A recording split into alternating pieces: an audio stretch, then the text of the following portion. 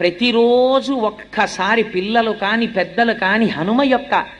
మూర్తి ముందు నిలబడి, హనుమ యొక్క మూర్తి లేని ఇల్లు ఉంటుందని నేను అనుకోవట్లేదు, నిలబడి ఒక్కసారి స్వామి అని ఇలా నమస్కారం చేశారనుకోండి, ప్రయాణానికి వెళ్లే ముందు హనుమ యొక్క నామాలు కొన్ని ఉన్నాయి, ఆ నామములను మీరు ఒక్కసారి చదివి బయలుదేరారనుకోండి, ప్రయాణ కాలంలో వెడుతున్నప్పుడు మీకు ఏదైనా ప్రమాదము జరగవలసి ఉన్నది అనుకోండి గ్రహరీత్యా, అప్పుడు యాక్సిడెంట్ అంటారు, ప్రమాదం జరిగి నెత్తురు చిందవలసినటువంటి రోజు గ్రహస్థితిలో వచ్చిందనుకోండి,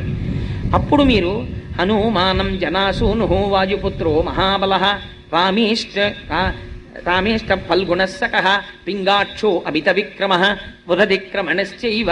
అని ఆ నామాలుంటాయి. ఆ నామాల్ని మీరు ఒక్కసారి చదువుకునే ఎన్నో ఉండవు, ద్వాదశైతాని నామాని కపీంద్రస్య మహాత్మన, 12 నామాలు. 12